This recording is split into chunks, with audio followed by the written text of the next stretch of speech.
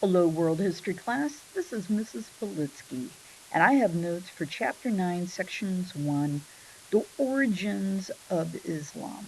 So, as we begin, you're going to need your guided notes and follow along and fill in the information that you need.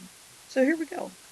We're going to talk a little bit about Mecca and the rise of Islam. So, Mecca was an important town which is today located in Saudi Arabia, because it was a trade center and contained a building called the Kaaba, which is considered sacred and drew religious pilgrims. Pictured down below here is Kaaba, and one of the pillars of Islam, one of the five pillars, is for those people who are Muslims to travel to Mecca to make a pilgrimage. And the pilgrims are going to wear a white, seamless garment, and as they wear that, they are going to parade around in circles around the Kaaba. It is possible to go inside for those people who are um, Muslims to pay homage. Number two, Muhammad received messages or revelations from Allah through an angel. The messages were that Allah was the only true God and included instructions about how people should live in order to live in paradise after death. Number three, Muhammad and his followers moved to Yathrib or Medina, as sometimes we refer to it, because Muhammad realized that they were not safe in the city of Mecca. There is a legend that um, Muhammad had to flee Mecca by being lowered in a bucket over a high wall, so that way he wouldn't be beaten up by the people of Mecca. Anyway, and the people of Yathrib were open to his message. And as you can see here on the map, Mecca is right down here, Medina is to the north. The basic ideas of Islam are to read the Quran and to have the following obligations, sometimes known as the five pillars of faith.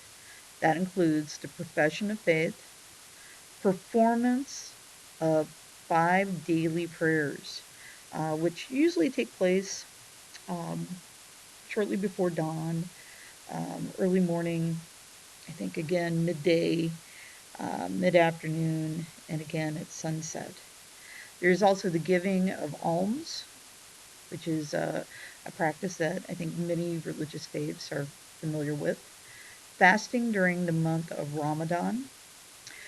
Fasting is a little different than maybe what some of you might be used to as we enter the Lenten season, where we're asked to fast um, predominantly on Ash Wednesday and again on Good Friday, and then to have days that we abstain from meat, typically on Fridays. Ramadan is a fast for 30 days from sunup to sunset. It's a huge sacrifice.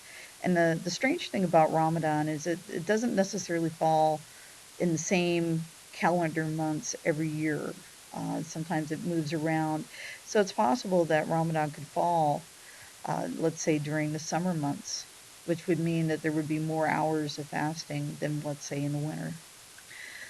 The last of the five is the Hajj. The Hajj is sometimes known as the pilgrimage to Mecca, which we kind of referred to in our first slide. The Quran is the holy book of Islam. It was written, some of it by Muhammad's followers. Muslims are encouraged to read the Quran in Arabic because Muslims believe that only by reading it in its original form does it gain full access to the meaning and the beauty of the text. Number seven, the Hadith is an individual lesson or report on Muhammad's actions contained uh, in an important Muslim text known as the Sunnah. The Sunnah is a record of Muhammad's behavior and his teachings. Sharia is kind of known as the Muslim legal system.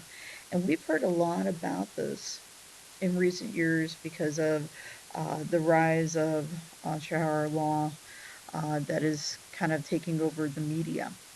Sharia is open to many interpretations because the law is not standardized, and many schools of thoughts have created over several centuries. In some cases, some have maybe a little bit more liberal interpretation.